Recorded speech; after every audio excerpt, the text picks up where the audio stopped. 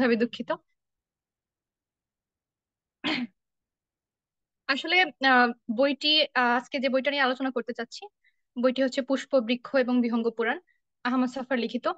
তো বইটির নামই কিন্তু কিছুটা বলে দিচ্ছে যে ভিতরে আসলে কাদেরকে কেন্দ্রে নিয়ে কথা বলা হয়েছে, অর্থাৎ পুষ্প বৃক্ষ এবং বিহঙ্গ সমাজকে নিয়েই কথা বলা হয়েছে।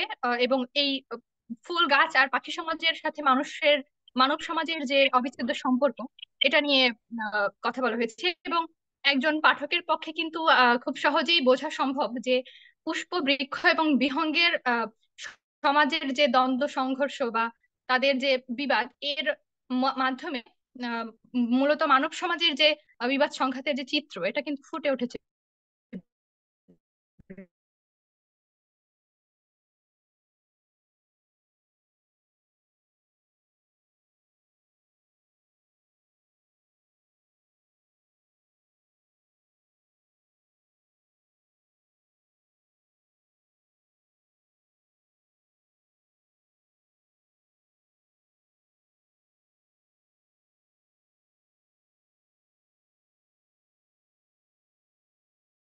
একদম সম্ভাবনাই দেখতে পাচ্ছিলেন না তিনি। এরকম প্রতিটা অবস্থায় সফা আসলে প্রকৃতি থেকেই তার অনুপ্রেরণা পেয়েছেন। তিনি যখন ভাড়া বাসায় আসেন, গল্পের শুরু তো হয় এভাবেই। তো তিনি যখন ভাড়া বাসায় প্রথম আসেন, তখন হচ্ছে তার যে একজন পালিত পুত্র ছিল, সে হচ্ছে বাসার ছাদে ছোট ছোট দুটো প্রায় মৃত, একটা তুলসী চারা এবং একটা নয়নতারার চারা হচ্ছে পান, এবং সেটাকে পানি দিয়ে তারা সেটাকে সজীব করে দিলেন। তো সাফা ভেবেছিলেন তারা কখনোই বাঁচবে না এত দুরবস্থায়, কিন্তু ওরা বেঁচে ওঠে এবং পরবর্তীতে ফুলও দেয়। তো এখান থেকে সফা খুব তার খুব সংকটপূর্ণ সময় তিনি ভাবেন যে আহ, এখান থেকে তিনি প্রেরণা পান আসলে। এরপরে এরপরে সফা এই ব্যাপারটাকে এভাবে বলছেন যে আমি ফল ফলাতে পারি, ফুল ফুটিয়ে তুলতে পারি, আমার জীবন বিফল নয়। এই যে খুব গুরুত্বপূর্ণ একটা অনুভূতি, কিন্তু খুব সাধারণ একটা জায়গা থেকে, যে আমার জীবনে যে সফলতার একটা অনুভূতি, এটা এটা কিন্তু সফা পাচ্ছেন প্রকৃতির কাছ থেকেই। আবার একটা সময় সফা হচ্ছে খুব সংকটপূর্ণ সময় হচ্ছে সময়ের মুখোমুখি হন, এবং সেরকম সময় তিনি একদিন রাস্তা দিয়ে হেঁটে যাচ্ছেন। তো একটা প্রায় পদদলিত বেগুনের চারা ছোট্ট, ওটাকে তিনি দেখতে পান যে প্রায় মৃত অবস্থায়। তিনি ওটাকে তুলে নিয়ে আসেন এবং রোপণ করেন, এবং একটা সময় ওটা বড় হয়, সজীব হয়ে ওঠে। তো এখান থেকেও সফা কিন্তু অনুপ্রেরণা পান যে জীবনে আসলে পিছিয়ে থাকার কোনো কারণ নেই, বা সম্ভাবনা যখন দেখতে পাচ্ছেন না, তার মধ্যে দিয়েও বেঁচে ওঠার রাস্তা আছে। তো এর পরবর্তীতে সফা এখান থেকে অনুপ্রাণিত হয়ে বেশ খানিকটা জায়গা জুড়ে হচ্ছে চাষাবাদ করেন, এবং ওই সময়টাতে প্রতিনিয়তই তার বৃক্ষ, তারপরে মাটি, উদ্ভিদ, এগুলোর সাথে তার সম্পর্ক আরো বেশি অবিচ্ছেদ্য হতে শুরু করে, যেটা পরবর্তীতে বইয়ের শেষাংশে আমার মনে হয় যে ভীষণ গুরুত্বপূর্ণ একটা প্রভাব রেখেছিল। এটা নিয়ে একটু পরে কথা বলছি। আহ এবং পরবর্তীতে সফার পরিচয় হয় বিহঙ্গ জীবনের সাথে। এটা কিভাবে হয়? আহ সফা হচ্ছে ছাদে বেশ কিছু গল্পে আছে তিনি দুবার হচ্ছে আহ খাঁচায় পাখি পালনের চেষ্টা করেছিলেন, পরবর্তীতে তিনি এই ধারণা থেকে বেরিয়ে আসেন। তো খাঁচায় পাখি পালন করার সময় তার পাখিটা যখন বের হয়ে যায়, তখন সেই পাখিটাকে যাতে তিনি পাখিটার সময় বের হয়ে যায়, তো সেই পাখিটাকে তিনি আবারও কাছে পাওয়ার জন্য ছাদে হচ্ছে সব পাখিদের জন্য খাবার দিতেন। তো এইভাবে আহ তার পাখি জীবনের সাথে বিহঙ্গ জীবনের সাথে তার পরিচয় হয়। তিনি ওদেরকে অনুভব করার চেষ্টা করেন, কখনো কখনো ওদের সাথে কথা বলতেন, ওদের কিচিরমিচির অনুকরণ করার চেষ্টা করতেন। এভাবে হচ্ছে সফার সাথে ওই বিহঙ্গ সমাজের একটা সম্পর্ক তৈরি হয়, এবং এদের মাধ্যমে তিনি ধীরে ধীরে একটা, এই যে মনুষ্য কেন্দ্রিকতা, আমরা মানুষ হিসেবে তো আমরা নিজেদেরকে কিছুটা বিচ্ছিন্ন করে রেখেছি, বা আমাদেরকে নানান ভাবে এটাই আমাদের মাথায় প্রথিত করা হয়েছে আমাদের চিন্তা ভাবনায়।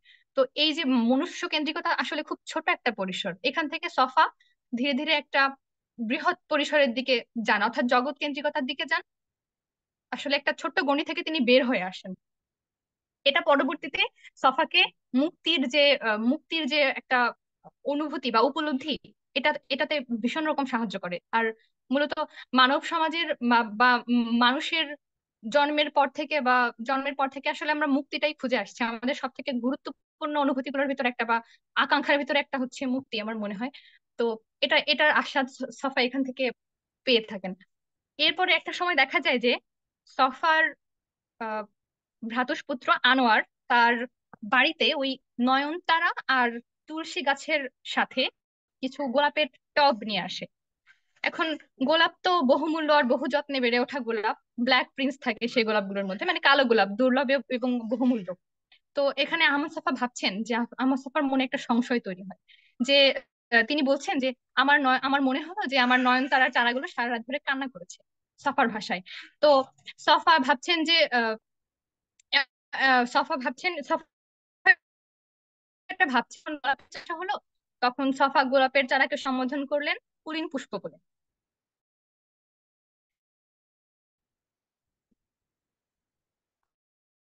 তো প্রায় সব জায়গাতেই পাওয়া যায়, সহজেই জন্ম নেয়, অত বেশি পরিচর্যারও প্রয়োজন হয় না নয়নতারা বা তুলসীর জন্য। তো এটা ভাবছেন। এরপর সফার এই সংসারে কখন দেখেন যে আসলে পাশাপাশি অবস্থান করছে সৎ প্রতিবেশীর মতো। তখন সফার একটা ভুল ধারণা আসলে ভেঙে যায়। তখন ভাবেন যে এই যে একটা চিন্তা যে নয়নতারা হয়তো দুঃখ, সমাজে আসলে এরকম বৈষম্য বা এরকম শ্রেণীকরণ নেই। এখানে সফা একটা কথা বলছে, মানুষ তার অন্তরের যে ময়লা কাদা, সেটা হচ্ছে ফুলের শরীরে দিয়ে আনন্দ পায়। আসলে বৃক্ষ সমাজ তো আহ বৈষম্য বৈষম্য তো নেই বৃক্ষ সমাজে, মানব সমাজে বিদ্যমান, এবং মানব মনেই জন্ম নেওয়া বৈষম্যটা আমরা বিভিন্নভাবে মানুষের মনেও আরোপ করছি, আবার বৃক্ষে করছি, আরোপ করছি। এখান থেকে আরো একটা ব্যাপার বোঝা যায় যে বৈষম্য বা শ্রেণীকরণ যেটা করে থাকি আমরা, এটা আসলে প্রকৃতিজাত নয়, মানুষেরই তৈরি করা। এরপর আরো যখন সফা পাখি জীবনে কিভাবে দেখেন এই শ্রেণী বৈষম্য বা শ্রেণীকরণ, পাখি সমাজে দেখেন যে তিনি যখন খাবার দিচ্ছেন পাখিদের, তখন হচ্ছে আহ পাখিদের সাথে কাকদের দ্বন্দ্ব হচ্ছে, আবার কাকদের সাথে কাকদের দ্বন্দ্ব হচ্ছে, যেমন পাতি কাকের সাথে দ্বন্দ্ব হচ্ছে হচ্ছে ঢাকায়, আবার পাখিদের কাকেদের। তো মানুষ সমাজেও কিন্তু জিনিস দেখা যায় যে এবং খাবার বন্টন নিয়েই যত সমস্যা, শ্রেণীকরণ, তারপর যে বৈষম্য, তারপরে নির্যাতন, এসব বিষয়ের কেন্দ্র ওই বন্টন ব্যবস্থায়। এই বিষয়টা আমার মনে হলো যে সাফা এখানে বোঝাতে চেয়েছেন। এরপরে আসে হচ্ছে এখানে আরো একটা ব্যাপার খুব আমার কাছে মনে হয়েছে উল্লেখযোগ্য, সেটা হচ্ছে সমাজের সুশীল সমাজ, যেটা আমরা বলে থাকি সুশীল সমাজ এবং সাধারণ সুশীল বা অভিজাত এবং দ্বন্দ্ব নানান জায়গায় আসে। প্রথমেই আসে হচ্ছে বাড়িওয়ালার মাধ্যমে। বাড়িওয়ালার যেরকম এটা নিয়ে সলিমুল্লাহ খান বেশ লিখেছেন। তিনি বলছেন যে বাড়িওয়ালা তিনি হচ্ছেন সম্ভবত শিক্ষা মন্ত্রণালয়, হ্যাঁ শিক্ষা মন্ত্রণালয়ে তিনি সেকশন অফিসার হিসেবে রিটায়ার করেছেন। তিনি ইংরেজি বলেন পান খান, এবং আহমদ সাফাকে খুব একটা সুশীল প্রশ্ন করেছেন, সেটা হচ্ছে যে বাড়ি ভাড়া দেওয়ার আগে প্রশ্নটা করেছেন কি, যে আপনার বেগম কোথায়। তো এটা হচ্ছে সুশীল সমাজের একটি বৈশিষ্ট্য, যেটা আহমদ সাফা আসলে প- আহ, এড়িয়ে গিয়েছেন। তিনি কখনোই বিয়ে করেননি আমরা জানি। তো এভাবে এখানে আহমদ সাফা হচ্ছে সাধারণের ভূমিকায় অবতীর্ণ হয়েছেন। এরপরে আবারও সুশীল এবং সাধারণের যে দ্বন্দ্ব, এটা আসে হচ্ছে যখন বস্তির বাচ্চাদেরকে আহমদ সাফা এবং আহমদ সাফার মতোই তার একজন সুহৃদ আহ অক্ষর জ্ঞান দেওয়ার চেষ্টা করেন। কারণ এখানে আবার যে আমাদের যে সমাজ ব্যবস্থা, এখানে হচ্ছে উচ্চ শ্রেণী এবং নিম্ন শ্রেণীর যে ভীষণ একটা পার্থক্য, এবং এই অবস্থায় মানুষের মানবিক সম্পর্কের যে চরম অবনতি, এটা কিন্তু এখানে খুব মানে একদম প্রকট হয়ে ওঠে যখন বস্তির একদম বাচ্চাটা আলমগীর ওর নাম হচ্ছে আলমগীর। তোকে যখন ওকে ওর বাবা মার সম্পর্কে বা ওর বাসা কোথায়,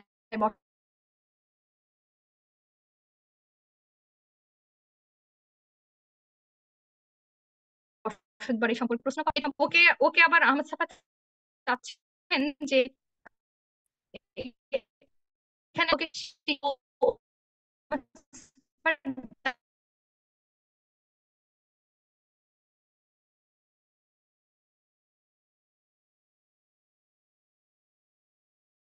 সমাজও দ্বন্দ্ব সংগঠন থেকে মুক্ত নয়, তখন তিনি আহ, মানব সমাজে ফিরে আসার সিদ্ধান্ত নিলেন। এই সময়টাতে তিনি বলছেন যে সার্থক মনে করছেন তিনি তার যে জীবনটা আবারও তিনি পুষ্প, বৃক্ষ এবং বিহঙ্গের সান্নিধ্যে এসে নিজের জীবনটাকে সার্থক মনে করছেন। তিনি বলছেন যে সকলের মাঝে নিজেকে অনুভব করার জন্য তিনি নিজেকে সার্থক নিজের জীবনটাকে সার্থক মনে করছেন, এবং একদম শেষ কিছু অংশে আমরা দেখতে পাই যে আহমদ সাফা মুক্তির স্বাদ অনুভব করছেন। সলিমুল্লাহ খান এটার আলোচনা করতে গিয়ে বলছেন যে এখানে স্পিনোজার যে প্যান্থেইজম বা সর্বেশ্বরবাদ আছে সেটার সাথে এখানে সাদৃশ্য দেখতে পেয়েছেন। প্যান্থেইজম কি বলছে? প্যান্থেইজম বলছে যে আমাদের আশেপাশে যত কিছু আছে আর কি, আশেপাশে যেরকম জড় বা জীব যা কিছু আছে না কেন, এটা হচ্ছে একটা সম্পূর্ণ একটা অখণ্ড ব্রহ্মাণ্ডের অংশ, একটা অখণ্ড সত্তার অংশ। এই প্রতিটি ছোট ছোট জিনিসের মধ্যেই আসলে ঈশ্বর বা সৃষ্টিকর্তা যাই বলে থাকে এটা এটা বিরাজমান। এবং এই যে এই একটা অসীম এবং একক সত্তা, এটাকে স্পিনোজা বলছেন হচ্ছে নেচার বা গড। তো আহমদ ছফাও একইভাবে প্রকৃতির সাথে নিজেকে যুক্ত করার অনুভূতিটাকেই হচ্ছে, স্পিনোজা এটাকে মুক্তির পথ বলেছেন। যে এই প্রতিটা সত্তাকে ভালোবাসার মাধ্যমে যে একটা সত্তার সাথে যুক্ত হওয়ার যে রাস্তা, এটাকে তিনি মুক্তির পথ বলেছেন। ওই নেচার বা গডের সাথে যুক্ত হওয়ার যে উপায়, এটাকেই তিনি হচ্ছে মানে মানুষ সমাজের মুক্তির পথ হিসেবে বলেছেন। এবং সফা বলছেন যে সকলের মাঝে আমি এবং আমার মাঝে সকলে বিরাজমান। এবং তিনি আরো বলছেন যে তার যে চিন্তা, এটা আসলে বৃক্ষের সান্নিধ্যে এসে এবং বিহঙ্গের সান্নিধ্যে এসে, অথবা তার ওই ছোট্ট পাখিপুত্রটার মাধ্যমে, পাখিপুত্রটা তাকে যেটা শিখিয়েছে সেটার মাধ্যমে তার যে চিন্তা, সেটা উম, অসীমের পথে যাত্রা করছে। অর্থাৎ এখানে আহমদ সফর কিন্তু ওরকমই একটা উপলব্ধি আমরা দেখতে পাই। তো পাখিপুত্রকে মুক্ত করে এবং সম্ভবত পরবর্তীতে বিহঙ্গ জীবন থেকে মানব জীবনে ফিরে গিয়েও আহমদ সাফা একটা মুক্তির স্বাদ পেয়েছেন। আহ তার বাকি জীবনেও আমরা এর প্রভাব দেখতে পাই নানান ভাবে। আমার আলোচনা আজকে এই পর্যন্তই। আমি অনুরোধ করছি এখন আমার শিক্ষকদের এবং যারা বলতে চান তাদের তাদের জন্য। ধন্যবাদ।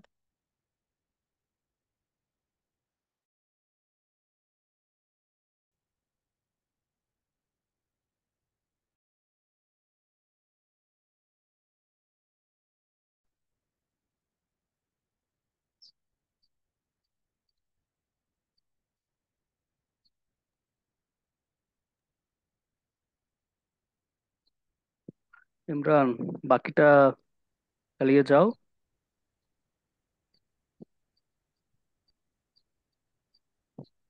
জি স্যার। আমি শুনতে পাইনি, মানে নেটওয়ার্ক সমস্যা কিনা এই জন্য হয়তো স্যার সমস্যা হচ্ছে।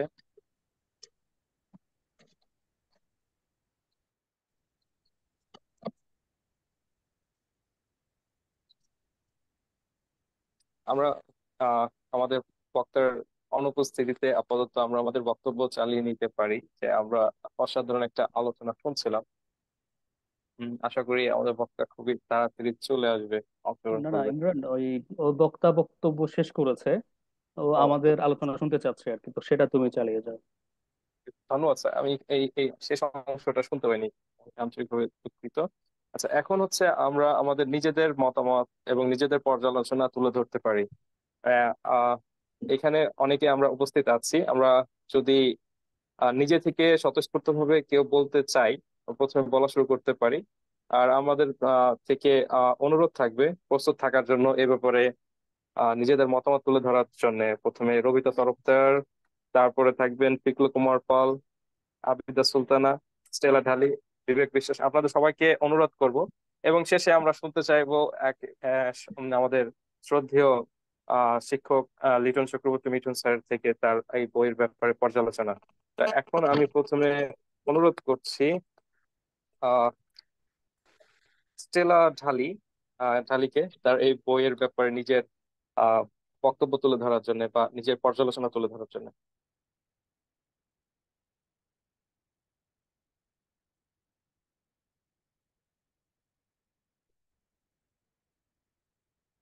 সরি।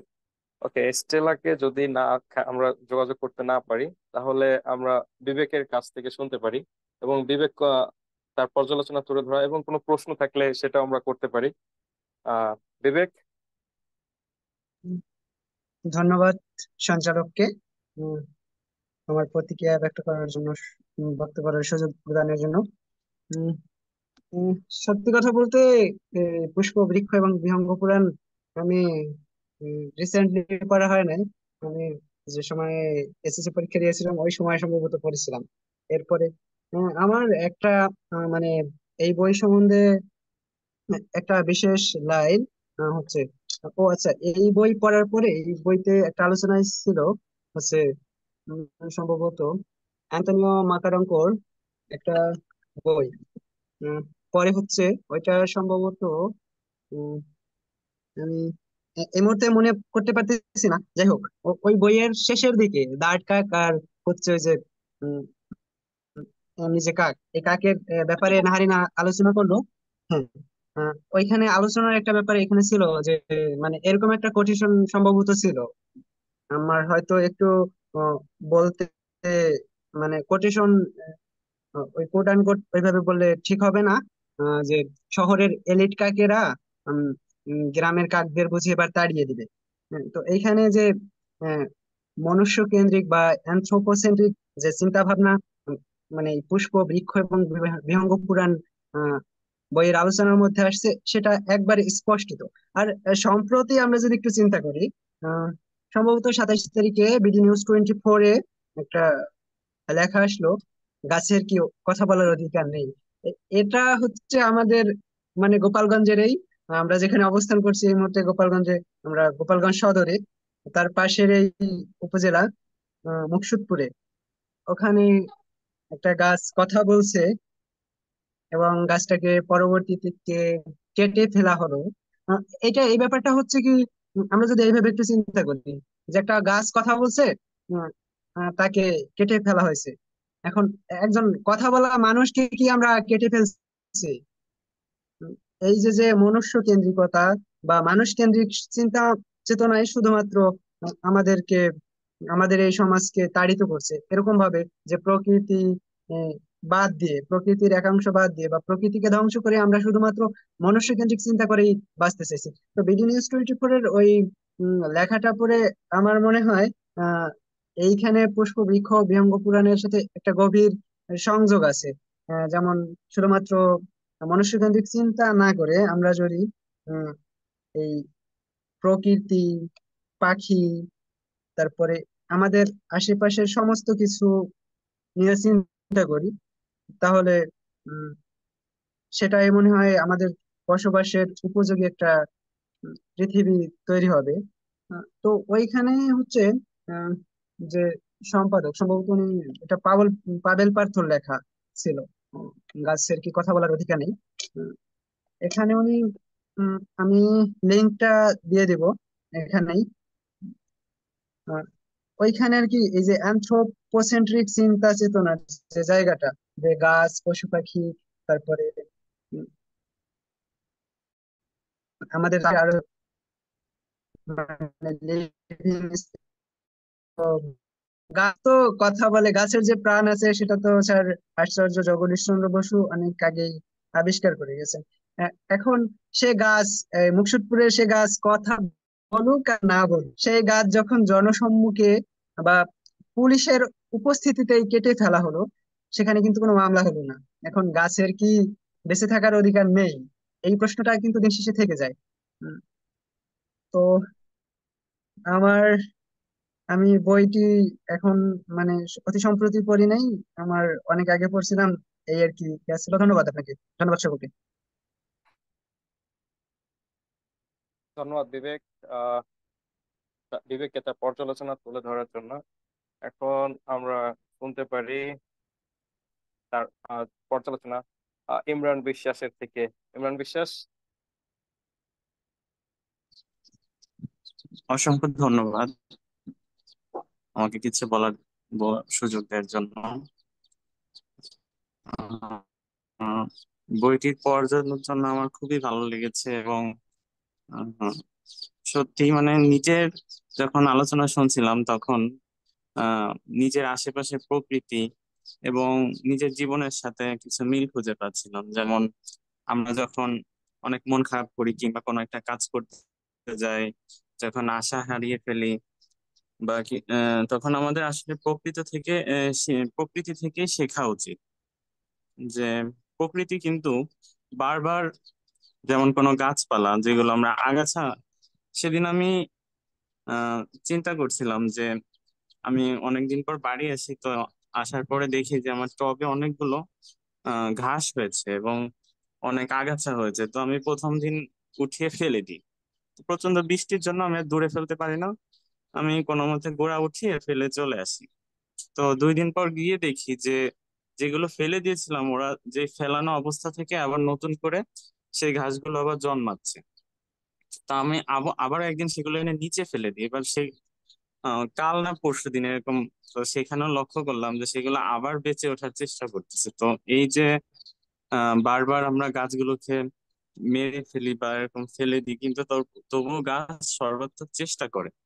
তো এখানে আহমদ সাফার যে এই বইটা দেখলাম যে সে যখন তুলসী এবং আহ, গাছ আরেকটা ফুল গাছ এনে, নয়নতারা ফুল গাছ এনে আহ ভেবেছিল বাঁচবে না, বাঁচিয়ে দিল। তো এটা আমাদের জীবনের সাথে একটা খুবই শিক্ষণীয় বিষয় যে আমরা যখন কোনো তুচ্ছ কিছু ভাবি, যা একদম আস্থা হারিয়ে ফেলি বা আশা ছেড়ে দিই, তখন আবার সেই গাছগুলো দেখে বা এরকম প্রকৃতি দেখে আমরা অনুপ্রাণিত হই।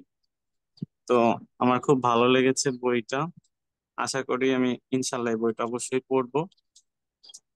আর বিবেক বিশ্বাসের একটা কথা, আমি ওই মুকশেদপুরের নিউজটা অনেকবার দেখেছি। তো ওইখানে শেষের দিকে বিষয়টা হয়েছিল কি যে ছিল কিছু মহল যে উম, কোথা গাছের অলৌকিক ক্ষমতা বা গাছের অনেকে দেখলাম যে গাছের কাছে এসে নিজের আহ, মনের কথা বা মানে উম, যা ভাবছে যে অলৌকিক ক্ষমতা আছে, যে গাছের কাছে চাইলে পাওয়া যাবে। তো কিছু মহল এটা নিয়ে ব্যবসা করতে চাচ্ছিল, যার জন্য জেলা প্রশাসন থেকে ওটা কেটে ফেলা হয়েছে। যদিও কাটা উচিত হয়নি, কিন্তু এখানে গাছের যে বাঁচার অধিকার নেই বা নেই সেরকম কিছু না। এটা ছাড়াও আরো চারপাশে অসংখ্য গাছ নিধন করা হচ্ছে, নির্বিচারে কাটা হচ্ছে। আমাদের আরো সেদিকে সুদৃষ্টি এবং সাবধান হওয়া উচিত। ধন্যবাদ সকলকে। ধন্যবাদ ইমরানকে তার বক্তব্য তুলে ধরার জন্য। এবং এই বই দাদা, সম্পর্কে আমাকে তার যে আরেকটু সুযোগ দিলে মানে হবো। ইমরান দাদা শেষে একটু কথা বললেন, আমি একটু বলতে চাই এখানে। আচ্ছা আচ্ছা, হ্যাঁ, মানে আচ্ছা, সংক্ষিপ্ত করে শুনবেন? বললে ভালো হয়। হ্যাঁ, হ্যাঁ। আচ্ছা। এই দাদা যে বললেন যে হচ্ছে ব্যবসা, আমি এটা সম্পূর্ণ মানে সম্পর্কে আমার ধারণা নেই যে এটা আদৌ হয়েছিল কিনা, বা হতেও পারে। কিন্তু ওই পুষ্প বৃক্ষ এবং বিহঙ্গ পুরাণ আমার যতটুকু মনে পড়ে, আহমদ ছফার একজন শিক্ষক, তিনি হচ্ছে গাছের সাথে কথা বলতেন। এবং বছরের একটা সময়, কোন একটা সময়, সম্ভবত শীতের সময়, তিনি হচ্ছে পাহাড়ে চলে যেতেন এবং গাছের সাথে কথা বলার জন্য যেতেন। যে দৃশ্যটা আমরা দেখতে পাই হুমায়ুন আহমেদের উম, বৃক্ষ মানব নাটকের মধ্যে। তো এইখানে হচ্ছে আপনার, আমরা যদি স্বাভাবিকভাবে এই সমাজে হচ্ছে যারা গাছের সাথে কথা বলে, ওনাকে কিন্তু সেইন বা সেনিটি উপাধি দেওয়া হয়েছিল, বা সে মানে পাগল বলে আখ্যায়িত করা হয়েছিল। তো সেই ক্ষেত্রে গাছটা আমার মনে হয় রাখা যেতে পারতো। ঠিক আছে, ধন্যবাদ। ওকে, ধন্যবাদ। এবার আমরা প্রেমতা দাসকে অনুরোধ করব তার এই বইটা আলোচনা শোনার পরে এবং পড়ে থাকলে তার পরে যে নিজের একটা নতুন ধারণা সৃষ্টি হয়েছে সে ব্যাপারে বা বই সম্পর্কে যে ধারণা রয়েছে আমাদের সাথে সেটা শেয়ার করার জন্য। প্রেমতা দাস, আপনি আছেন? অসংখ্য ধন্যবাদ ইমরান, আমাকে শোনা যাচ্ছে? হ্যাঁ হ্যাঁ, শোনা যাচ্ছে। আমি আসলে বইটি আগে পড়িনি। নাহরিনকে প্রথমে ধন্যবাদ জানাতে চাই, দারুণ একটা বিশদ আলোচনা করলো, অনেক কিছু জানতে পারলাম। বইটি আমার পড়া নেই, তবে আলোচনার মাধ্যমে অনেক কিছু জানতে পারলাম। আহ রিসেন্টলি আমরা একটা কনফারেন্সে গিয়েছিলাম জীবনানন্দ দাশের লেখা নিয়ে, যেখানে আমরা হচ্ছে অ্যানথ্রোপোসেন্ট্রিজম নিয়ে আলোচনা করেছিলাম। তো ওই জায়গাটা থেকে আমরা হচ্ছে হাবিবুর রহমান, আমাদের শ্রদ্ধেয় শিক্ষক, ওনার হচ্ছে পরামর্শ আমরা পুষ্প বৃক্ষ ও বিহঙ্গ পুরাণের বেশ কিছু লাইন কোট করেছিলাম। তো ওই ওই জায়গাটা থেকে আমরা যদি দেখি যে বর্তমান সময়টাতে না আমরা স- সবাই আসলে নিজেদের কথা চিন্তা করছি। তথ্য প্রযুক্তির যুগে আমরা সাধারণত সবকিছু চাইলেই পেয়ে যাচ্ছি মানুষের সাথে। ধরো এখন ইমরান আমার থেকে অনেক দূরে আছে, গোপালগঞ্জে, আমি মাদারীপুরে, ওর সাথে আমার দেখা হচ্ছে না, কিন্তু যখনই আমাদের কানেক্ট করতে হচ্ছে একটা কল দিয়ে দিচ্ছি। কিন্তু আসলে আমার যে সহমর্মিতা দরকার যখন আমার মন খারাপ, কিন্তু যে সামনাসামনি যে একটা সহমর্মিতা আমাকে দিতে পারবে, আমাকে যেই কি বলবো ইমোশন দিয়েও আমাকে কোনো ব্যাপারে অনুপ্রাণিত করতে পারবে, এই বিষয়গুলো থেকে আমরা আসলে সরে যাচ্ছি। তো এই সময়টাতে যদি পুষ্প বৃক্ষ বিহঙ্গ পুরাণ বইটা পড়ি, ইমরান যেটা বললো, ইমরান জুনিয়র, যে তুলসী গাছের, সামান্য একটা তুলসী গাছ কিন্তু আমাদেরকে অনুপ্রাণিত করতে পারে। নাহারি জান্নাত যে কথাটা বললো, জগৎ কেন্দ্রিকতার দিকে আহমদ ছফা একটা সময় চলে যান, এবং সেখানেও তিনি খুব ভালো অভিজ্ঞতা সঞ্চার করেনি। সেখানে দেখা যায় যে পাতি কাককে দাঁড় কাক হচ্ছে গিয়ে তাড়া করে দিচ্ছে খাবার সংগ্রহ করার সময়। তো এই বিষয়টা আমার কাছে খুব মেটাফরিক্যাল ব্যাপার লাগে। আমাদের সমাজে কি হচ্ছে, যারা খুবই বেশি ক্ষমতাশালী, যারা খুব প্রভাবশালী, তারা দেখা যাচ্ছে সমস্তটা নিজের করে নিতে চায়, আর যাদের কাঁধে ভর দিয়ে তারা আসলে ওই উচ্চতাটাতে পৌঁছায়, তাদেরকেই দিন শেষে দেখা যায় যে লাঠিচাটা করছে, তাদেরকেই তারা দেখতে পাচ্ছে না সমাজে, তাদেরকে খুবই ছোট করে দেখছে। তো এই বিষয়টাকে খুব নাড়া দিয়েছে। আরেকটা বিষয়, আমি যেখানে থাকছি, আমার হোম টাউন, ওইখানে আমরা মাঠে প্রচুর খেলা করতাম, অনেক আহ গাছ ছিল, অনেক কিছু ছিল, কিন্তু এই যে 8-10 বছর পরে বিশ্বাস করতে পারবা না, এখানে জাস্ট কয়েকটা হয়তো রেঞ্চি গাছ আছে, বাকি একটা গাছও নেই। সবাই যার যার গাছ হচ্ছে গিয়ে উপরে ছাদে লাগাচ্ছে, কিংবা হচ্ছে যদি কোনো শখের বসে তারা খুব হচ্ছে ফুল গাছ লাগাচ্ছে। কিন্তু আবার সাথে সাথে তারা খুব দুঃখ পাচ্ছে, মানুষজন গাছ কেটে ফেলছে, এত বেশি তাপদাহ চলছে। কিন্তু তাদের যে একটা করণীয় ছিল, তারা যে বিল্ডিং গুলো তুলেছে, গাছ কেটে ফেলেছে, স্টিল কিন্তু কয়েকটা ডোবা নালা ছিল, সেটাও ভরে ফেলেছে এই গত বছরই। তো এই যে একজন আর একজনের উপরে দোষ চাপাচ্ছে, কিন্তু তারা যে কাজটা করেছে, প্রকৃতির ক্ষতি করেছে, এই দায়ভারটা কেউ নিতে চাচ্ছে না, বা এই জায়গাটা থেকে কাজও করতে চাচ্ছে না। তো এই বিষয়টা আমি রিলেট করতে পেরেছি। আহ সব মিলিয়ে ভালো লেগেছে। আয়োজক কমিটিকেও অনেক ধন্যবাদ, এত সুন্দর একটা মুক্ত আলোচনা অনেক দিন পরে হলো। ধন্যবাদ সবাইকে। ধন্যবাদ প্রেমতো দাসকে তার বক্তব্য তুলে ধরার জন্য। এবং আসলেই বইটি না পড়েও এত সুন্দর করে নিজের সাথে আহ সম্পৃক্ত করার যে সুযোগ পেয়েছি আমরা আলোচনার মাধ্যমে, আমাদের পাঠচক্রের এটাও একটা সার্থকতা। এবার আমরা অনুরোধ করবো পিকলু কুমার পাল দাদাকে তার বক্তব্য তুলে ধরার জন্য, সংক্ষিপ্ত আকারে তার পর্যালোচনা তুলে ধরার জন্য বইয়ের ব্যাপারে।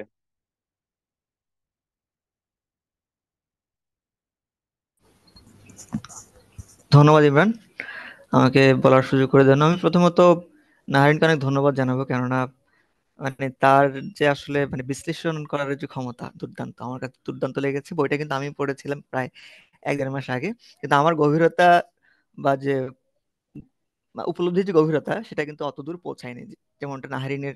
এটা শুনে আমার অত্যন্ত ভালো লেগেছে। আমি এখানে ছোট্ট করে শুধু দু একটা কথা জাস্ট যুক্ত করব। আমি আসলে এই বইটার কথা স্যার স্যার আমাকে বলেছিলেন। আমি জাহাঙ্গীরনগরে যখন আহ, ইয়েতে কি বলে কনফারেন্সে গিয়েছিলাম, তখন এই বই থেকে আমিও কোট করেছিলাম। সো আমার কাছে যেটা মনে হয়েছে, এই বইটা অনেকগুলো দিক আসলে তুলে ধরে। আমরা যে সমস্ত থিওরি গুলো পড়ে থাকি, ফার্স্ট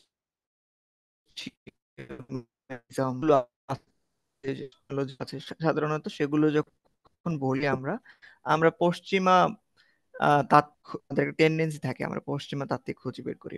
কিন্তু আমাদের হাতের কাছে বা আমাদের ঘরের ভেতরে যা একজন এরকম আছেন, আমরা আসলে জানতাম না। আমার কাছে যেটা মনে হয়েছে, আহমদ ছফা এমন একজন। আমরা পোস্ট হিউম্যানিজম বললে আমরা মাথা চলে আসে ক্যারি উলফ, ওনার ডেফিনিশন, বা আমরা এই ধরনের ডেফিনিশন পড়তে খুব অভ্যস্ত।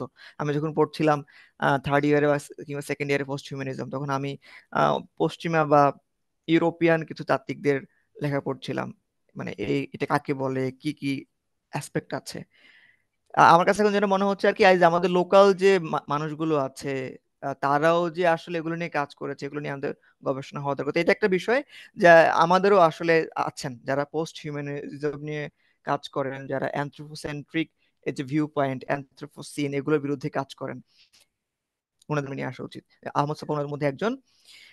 আহ এখানে আহ অনেক আরেকটা দিক হচ্ছে, আসলে বৃক্ষ বা গাছের সাথে বা প্রকৃতির অন্য অন্য যে উপাদানগুলো আছে বা আমরা যদি বলি সৃষ্টিগুলো আছে সবগুলোর সাথে যে আমাদের যে সম্পর্ক আছে এটা এটা একটু বোঝার দরকার আছে। আমি একদম বলতে চাই যারা আমাদের সুন্দরবন ট্যুরে গিয়েছিলাম তারা খুব ভালো করে দেখেছিলাম।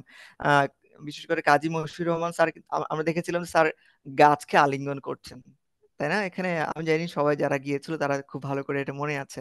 তো আমার কাছে তখন অদ্ভুত মনে হয়েছিল এটা কি করছেন আসলে স্যার, গাছকে আলিঙ্গন করছেন। তো স্যার স্যার বলছিল দেখো কত শান্তি পাওয়া যায়, কত শান্তি পাওয়া যায়। পরে আমিও এবার দেখলাম যে দেখি একটু ট্রাই করে দেখি আসলেই। এবং আমি এখন যে পড়াশোনা করছি যে এনভায়রনমেন্টাল হিউম্যানিটিস বা এগুলোর মানে একটু আমার ইন্টারেস্ট আছে, তো দেখলাম যে আসলেই খুব কাজ করে প্রকৃতির সাথে যদি আমরা মিশতে পারি আমাদের যে মেন্টাল যে একটা অনেক যে টানাপোড়েন বা মানসিক ভাবে যে আমরা খুব বিপর্যস্ত, নিজেকে অনেক হালকা মনে হয় যখন আমরা এই ধরনের মানে গাছকে আলিঙ্গন করছি। আমার কাছে খুব মনে হয় যে গাছের কচি পাতাগুলো আছে তাদেরকে একটু ছুঁয়ে দেই, আমার কাছে খুব ভালো লাগে। আমি দেখি যে এটা আসলে খুব কাজ করে, এটা একটা অনেকটা মানে যদি মাইন্ডফুলি আমরা এটা করি করতে পারি একদম হৃদয় দিয়ে, তাহলে সেটা আমাদেরকে হিল করতে সহযোগিতা করে। আমাদের যে মানসিক যে সমস্ত দুর্বলতাগুলো আছে বা টানাপোড়েনগুলো আছে সেগুলোর জন্য দুর্দান্ত সহযোগিতা করে। আরেকটা আমি একদম আমার জীবনের অভিজ্ঞতা থেকে বলবো, তো আমি আমার বাসা ছেড়ে বাড়িতে গিয়েছিলাম 15 দিনের জন্য। আমার ব্যালকনিতে একটা গাছ আছে, গাছটার নাম হচ্ছে নীলকণ্ঠ গাছ। গাছটা 15 দিন জল দেওয়া হয়নি, প্রায় মৃত অবস্থা। তো আমি খেয়াল করেছিলাম, আমি এসে 15 দিন বাদে এসে একটু জল দিয়েছিলাম। আমি দেখলাম 1 সপ্তাহ বাদে শুকনো গাছ হঠাৎ করে জেগে উঠেছে। তো আমার কাছে এটা দেখে আমার কাছে অনেক অদ্ভুত লেগেছে, অদ্ভুত ভালো লাগে কাজ করেছে। ভাবলাম যে আমি, আমার কাছে মনে হচ্ছে আমি শুকিয়ে গেছি। মানে তখন একটা মানসিক ভাবে এমন যাচ্ছিল আমার কাছে মনে হয় আমি তো এরকম শুকনো, কিন্তু আমি যদি এরকম উৎসাহ পাই, একটু পানি পাই, মানে একটু যদি আমি একটু সহযোগিতা পাই, আমিও তো উঠে দাঁড়াতে পারবো, আমিও তো পারবো, আমি কেন পারবো না? এই যে একটা উৎসাহ এই প্রকৃতি থেকে আমরা কিন্তু পাচ্ছি। তা আমরা আসলে ভাবি যে আসলে আমরা অনেক শ্রেষ্ঠ, মানে আমাদের থেকে সবার শেখা উচিত, কিন্তু এই যে প্রকৃতি যে আমাদেরকে শিক্ষা দিতে পারে সেই বিষয়টা কিন্তু আমরা যদি একটু গভীরভাবে উপলব্ধি করি বা দেখি তাহলে সেটা সম্ভব। তো হ্যাঁ, এটা আসলে সম্ভব।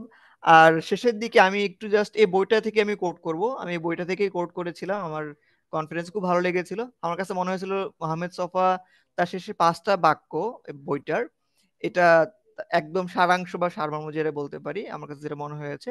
আমি একটু পড়ছি বইটা থেকে। এই পুষ্প, এই বৃক্ষ, এই তরুলতা, এই বিহঙ্গ আমার জীবন এমন কানায় কানায় ভরিয়ে তুলেছে, আমার মধ্যে কোনো একাকিত্ব, কোনো বিচ্ছিন্নতা আমি অনুভব করতে পারিনি। সকলে আমার মধ্যে আছে, আমি সকলের মধ্যে রয়েছি। আমি পুত্রটির কাছে বিশেষভাবে ঋণী। পাখি পুত্রটি এখানে হবে। আমার পাখি পুত্রটি আমাকে যা শিখিয়েছে, কোনো মহৎ গ্রন্থ, কোনো তত্ত্বকথা, কোনো গুরুবাণী আমাকে সে শিক্ষা দিতে পারেনি। একমাত্র অন্যকে মুক্ত করেই মানুষ নিজের মুক্তি অর্জন করতে পারে। খুব গুরুত্বপূর্ণ একটা কথা। একমাত্র অন্যকে মুক্ত করেই মানুষ নিজের মুক্তি অর্জন করতে পারে। আমার পাখিপুত্র মুক্ত, আমি মুক্ত, আমাদের সম্পর্ক থেকে প্রত্যহ অমৃত উৎপন্ন হয়।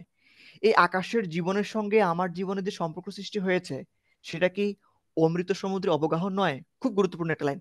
তো আমার কাছে এটা মনে হচ্ছে যে পাখিকে মুক্ত করে দেওয়া, এই যে মুক্ত করে দেওয়া, মানে আমি যে আসলে শ্রেষ্ঠ না, আমি যে আসলে প্রভাব বিস্তার করতে চাচ্ছি বা কলোনাইজড করে ফেলছি প্রকৃতিকে, যে এটা আসলে আমি ঠিক কাজ করছি না, বরং আমি ওদেরকে কলোনাইজ করার মধ্য দিয়ে আমার যে একটা আমার নিজস্ব একটা কলোনি বা একটা বাউন্ডারি তৈরি করে ফেলছি নিজের জন্য। সেটা মানসিক হতে পারে, সেটা দৈহিক হতে পারে, সামাজিক অনেকভাবে সেটাকে ব্যাখ্যা করা যেতে পারে। তো আমার কাছে মনে হয় এটা খুব গুরুত্বপূর্ণ যে অন্যকে মুক্ত করার মধ্য দিয়ে আমরা নিজের মুক্তি অর্জন করতে পারি, খুব গুরুত্বপূর্ণ একটা কথা।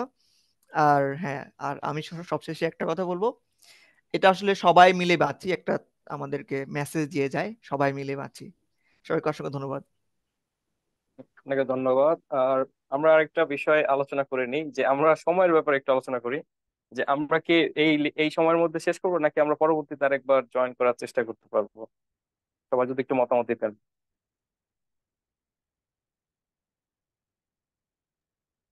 আমাদের আর হাতের কতক্ষণ সময় আছে বাকি আছে? কতক্ষণ?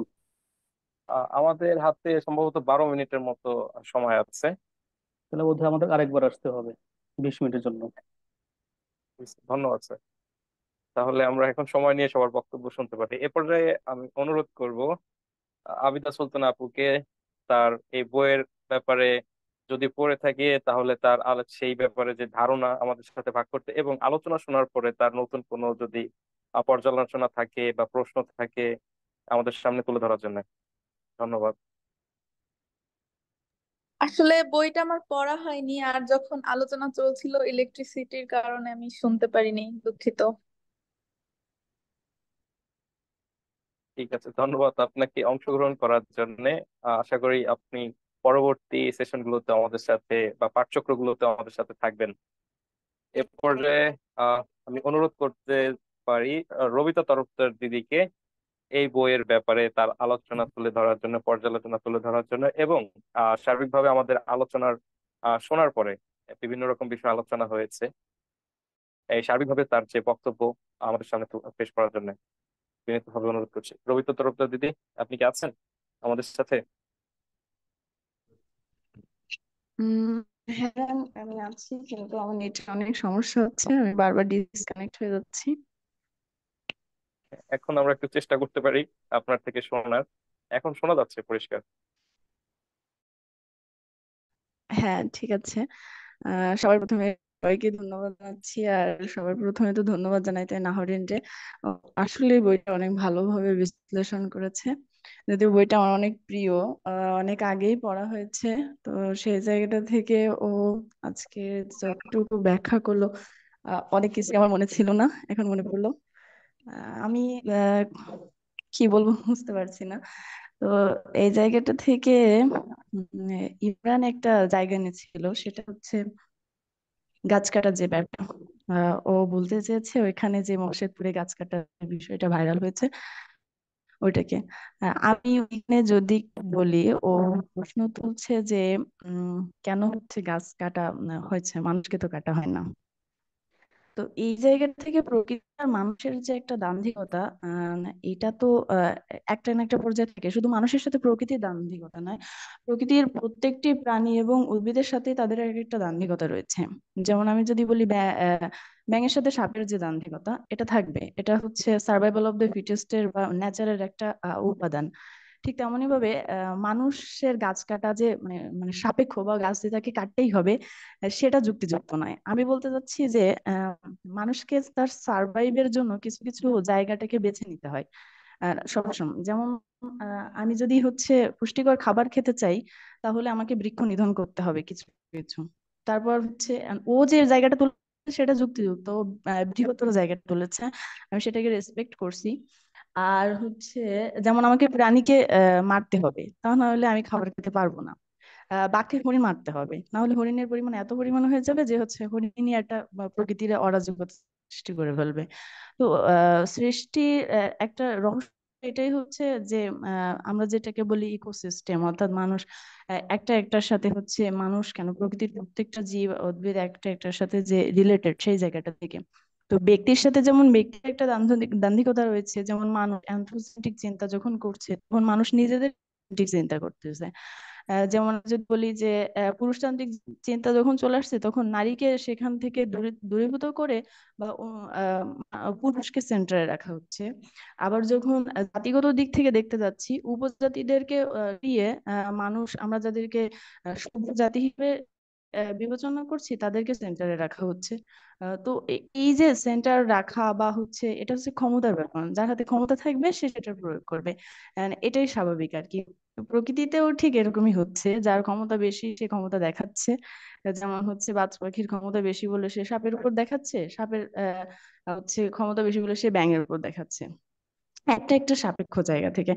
তো ব্যক্তির সাথে ব্যক্তির যেমন সম্পর্ক, সামষ্টিকের সাথে ব্যক্তির সম্পর্ক, আবার সামষ্টিকের সাথে ব্যক্তির মানে এই যে দান্দিকতার যে সম্পর্কটা, এটা থাকে। এবং সার্ভাইভাল অফ দ্য ফিটেস্ট সে হচ্ছে মানুষকে টিকে থাকার জন্য কি প্রকৃতির সব উপাদানকে টিকে থাকার জন্য এই জায়গাটাতে রাখতে হয়। কিন্তু বিষয়টা হচ্ছে কম বেশির, যেটা মানুষ হচ্ছে ধ্বংসাত্মক এত পরিমাণ হয়ে গেছে যে এই কম বেশির জায়গাটা সে দেখতে পাচ্ছে না। সে তার ব্যক্তি স্বার্থ সাপেক্ষতার জন্য সবকিছু উচ্ছেদ করতে মানে মানে মানে প্রকৃষ্ট হচ্ছে আর কি। তারপর আসি হচ্ছে সার্ভাইভাল অফ দ্য ফিটেস্টের আরেকটা জায়গা। যেমন আমি যদি বলি যে গাছ গাছ যে একটা গাছকে ইটের ফাপড়েও আমি দেখেছি যে পাখির ঠোঁট থেকে বীজ পড়ে ইটের যে ফাঁকা জায়গা রয়েছে সেখানে একটা বীজ পড়ে ওইখান থেকেও গাছ জন্মায়। তো ওইখান থেকে যখন গাছ জন্মাচ্ছে, একটা গাছ ওই পরিবেশেও বেড়ে উঠে বেঁচে থাকতে পারতেছে, কারণ ও জানে যে আমার মানে চারপাশে অত প্রশস্ত মাটি নেই, আমাকে ওইভাবেই বাড়তে হবে আর কি। ঠিক তেমনি ভাবে মানুষের জীবনটা ওইখান থেকে একটা শিক্ষণীয়, মানে মানুষ যে প্রকৃতির অন্য সবার থেকে আলাদা এমন না। মানুষের জীবনে যেমন দুঃখ কষ্ট যন্ত্রণা আছে, একটা গাছেরও আছে আর একটা অন্য প্রাণীরও আছে, হয়তো আমরা ওইভাবে দেখি না বা পরখ করি না বা আমাদের নিজেদের মতো গল্প তৈরি করি, তাই হয়তো এই ভাবনা এমনটা হতে পারে। তো মানুষ এবং প্রাণীর সাথে এই যে সম্পর্কটা, সেটা সফা খুব ভালোভাবেই মানে ওই বইটাতে তুলে ধরেছেন। এবং দেখা যায় যে আমরা সার্বক্ষণিকভাবে গাছ লাগাও, প্রকৃতি বাঁচাও, এবং গাছ লাগাইতে হবে। কেন লাগাইতে হবে? আমাদের প্রকৃতিকে বাঁচানোর জন্য, মানে একটা বস্তুগত যে চিন্তার ভিতরে আমরা সবসময় আবদ্ধ থাকি, উনি ওইখানে একটা নিবিড় বন্ধন, একটা ভাবগত মমতা, বা মানে মানুষের সাথে প্রকৃতির যে একটা কসমিক রিলেশন, সেটাকে খুব সুন্দরভাবে তুলে ধরেছেন, যেখানে আত্মার আত্মীয়তার একটা সম্পর্ক প্রবল ছিল। এবং উনি দেখিয়েছেন যে মানুষ হচ্ছে মানে শুধু মানুষের জন্য একাকিত্ব বোধ করে সেরকম না, মানুষ প্রকৃতির কাছ থেকেও একাকিত্ব বোধ করতে পারে প্রকৃতিকে সরে এসে, এবং সেই প্রকৃতিকে মানে আঁকড়ে ধরে মানুষ সেই একাকিত্বটাও দূরীভূত করতে পারে। এখানে শুধু তার একাকিত্ব দূরীভূত করার জন্য মানুষই যথেষ্ট নয়। এরকম কিছু কিছু জায়গা ওখানে দেখাইছে। এবং দেখা যায় যে ওই বইটা যখন আমি পড়েছিলাম, তখন আমার কাজী স্যারের ওই কথাটা বেশ মনে পড়েছিল, ওই যেটা ইয়ে বললেন, পিকলু যেটা উপস্থাপন করলো সুন্দরবন ট্যুরে গিয়ে, বা এর আগেও অনেক আগে স্যার ক্লাসে বলেছে যে তোমার ভিতর যদি কোনো দুঃখ থাকে তাহলে তুমি একটা গাছকে জড়িয়ে ধরো, দেখবা 80% দুঃখ সে মানে কিরকম ভাবে শুষে নেবে। তো 80% কষ্ট শুষতে পেরেছিল কিনা কখনো সেটা ওইভাবে দেখা হয়নি, কিন্তু ওই যে আমার শিক্ষক বলেছিল ওই জন্য আমি যে দিয়েছি, মানে গাছকে জড়িয়ে ধরেছি, ওর প্রেক্ষিতেও মনে হয় যেন আমার কষ্ট অর্ধেকটা কমে গেছে, এমনও হয়েছে মানে প্র্যাকটিক্যালে। মানে আমরা তো এমন হয় যে আমাদের মস্তিষ্ক যে মানুষ মানে নিজেরাই বিনির্মাণ করতে পারি আর কি। সেটা নির্ভর করে কোন ব্যক্তি বা কোন জায়গা থেকে আমি শিক্ষাটা নিচ্ছি সেটার উপর। আমাকে হয়তো অন্য কেউ বলতে হচ্ছে, আমার কোনো একজন ফ্রেন্ড, ক্লাস ফ্রেন্ড বললে আমি অতটা ঘনিষ্ঠভাবে ওই জায়গাটা নিতাম না। তো এই যে নেওয়ার যে জায়গাটা, সেটাও আবার আহমদ ছফার কাছ থেকে বইটা পড়েছি বলে এটা আমার যেমন মনে হয়েছে, আমি নিজে এটা ভাবলে হয়তো অতটা গভীর হইতো না। তো এই দেখার যে দৃষ্টির ব্যাপারটা, আর হচ্ছে আহ যে জায়গাটা হতাশা দূর করা বা এটা নির্মূল কাজের জন্য একটা গাছ বা প্রকৃতির যে কোনো উপাদানই হোক না কেন, মানুষ হচ্ছে এটা ভাবতে পারে যে হচ্ছে সবকিছু ঊর্ধ্বে হচ্ছে একটা সামষ্টিকতা তো বিরাজ করে আর কি, যেহেতু যেহেতু এই কথাটা অনেকবার এসেছে। আর ওই যে কাকের যে বিষয়টা এসেছিল, ইয়ে বলতে শহরের এলিট কাক, যেটা ওই লাইনটা আমার অনেক প্রিয় ছিল, অনেক ভালো লেগেছিল ওই সময়টায়। যে ওইখানে হচ্ছে কেন্দ্রিক ক্ষমতায়নের যে এক প্রকার রূপক উনি দেখিয়েছেন, যে কেন্দ্র একটা ক্ষমতা থাকবে, হ্যাঁ এটা আমার এলাকা, আমার একটা এটা কিন্তু হয়ে থাকে সব জায়গাতে। যেমন যদি গোপালগঞ্জে যাই, সেখানকার স্থানীয় বাসিন্দারাও একটা ক্ষমতা দেখিয়েছে আমাদেরকে, বাইরের স্টুডেন্ট তারা আবার হচ্ছে, মানে একটা কেন্দ্র শাসিত ক্ষমতার মানে প্রশ্ন সবসময় থেকে যায়, এবং কেন্দ্রের সাথে পারিপার্শ্বিকতার দান্ধিকতা একটা বৃহত্তর দান্ধিকতা। আর মহাবিশ্বের যে গঠন, সেই যে আরেকটা ব্যাপার, সেটা হচ্ছে মহাবিশ্বের যে গঠন, সে জায়গায় আমরা দেখতে পাই যে কসমিক যে জায়গা, মানুষের আত্মা, এটা যদি বলি যে ধর্মগ্রন্থ থেকে শুরু করে বিজ্ঞানও এটা ব্যাখ্যাচ্ছে যে হচ্ছে আমরা যখন মারা যাই তখন আমাদের শরীরের এই যে জিনগুলো, এটা হচ্ছে কি হয়, বাতাসের সাথে মিলিত মানে মিশে যায়, মিশে গেলে একটা একটার সাথে মিলিত হয়ে আবার প্রাণীর উদ্ভব হয়। তাহলে আমরা তো এই প্রকৃতি বা একজন একজনের থেকে দূরে নয়, দূরীভূত নয়, আমরা তো প্রত্যেকে প্রত্যেকের অংশ। এই যে প্রত্যেকে প্রত্যেকের অংশ, আবার মহাবিশ্বের ব্যাখ্যা হচ্ছে ধর্ম দিয়েছে যে মানুষ মানুষের সাথে আত্মিক সম্পর্ক, যে পৃথিবীতে কোনো জায়গায় কোনো একটা ঘটনা পড়লে তার ইফেক্ট অন্য কোনো জায়গায় গিয়ে পড়ে, যে বাটারফ্লাই ইফেক্ট যে ব্যাপারটা। তো মানুষ সামষ্টিকের একটা জায়গা, সেটা হচ্ছে মানে খুব বৃহত্তর একটা ভাবনার বিষয়। সবা তার একটা ছোট্ট বই দিয়ে সেই ধারণাটা কিছু গাছকে পাখিকে উপমা করে এত দুর্দান্ত ভাবে ফুটিয়ে তুলেছে, যেটা মানে সমস্ত পাঠককে অবশ্যই একটা প্রেরণার জায়গা রাখবে। এবং খুব গভীরভাবে বইটা পড়তে পারলে জীবনে অনেক আঙ্গিকতাকে ছোঁয়া যাবে। আর এই জায়গাটা থেকে আমি অনেক ধন্যবাদ জানাবো নাহরিনকে, যে ও এরকম একটা বইয়ের আলোচনা করেছে এবং খুব সুন্দরভাবে বলেছে। ওর ভাষা শৈলী, বলার ভঙ্গি থেকে শুরু করে ওর চিন্তা ভাবনা খুব ভালো ছিল। আর সর্বোপরি সবাইকে অনেক ধন্যবাদ, এত সময় ধরে আমি অনেক বকর বকর করেছি, সহ্য করার জন্য। ঠিক আছে। ধন্যবাদ রবি তরফদার দিদিকে তার বক্তব্য তুলে ধরার জন্য। আমরা সম্ভবত 2 মিনিটেই আর 1 মিনিটে ডিসকানেক্ট হয়ে যাব। তো আর পরবর্তী বক্তাকে ডেকে নেওয়ার আগে আমাদের এটা ভালো হবে হয়তো আবার নতুন করে জয়েন করা। তো আমরা ডিসকানেক্ট এই মনে হয় কয়েক সেকেন্ডে হয়ে যাব বা 1 মিনিটের মধ্যে হয়ে যাব, তারপরে হচ্ছে আবার আমরা জয়েন করি। আপাতত ইনফর্মালি আমরা আলোচনা করতে পারি। আহ, আর বক্তা হিসেবে রয়েছে দুজন এখনো আমাদের শিক্ষার্থীদের মধ্যে। So, ফাহিম যেহেতু আমাদের মধ্যে সব থেকে নবীন, তো ও প্রথমে হয়তো বলতে অস্বস্তি বোধ হতো, এই জন্য ওকে আগে ডাকা হয়নি, আর ডাকার সময় হয়তো একটু ডিসকানেক্ট হয়ে গিয়েছিল, আর আমরা তখন যোগাযোগ করতে পারিনি স্টেলার সাথে। এখন এই দুজনের কাছ থেকে শুনবো, এবং এদের বক্তব্য শেষ হলে আমাদের মাঝে এখন উপস্থিত হয়েছেন আমাদের বিপুল দেব শর্মা দাদা। যদি আহ তিনি তার কোনো বক্তব্য তুলে ধরেন, আমরা তাহলে আরো বেশি আহ কৃতজ্ঞ হব। এবং সবশেষে আমাদের শিক্ষক, শ্রদ্ধেয় শিক্ষক লিটন চক্রবর্তী মিঠুন স্যারের কাছ থেকে শুনবো তার বক্তব্য। আপাতত আমরা নতুন করে জয়েন করার জন্য অপেক্ষা করতে পারি একটু।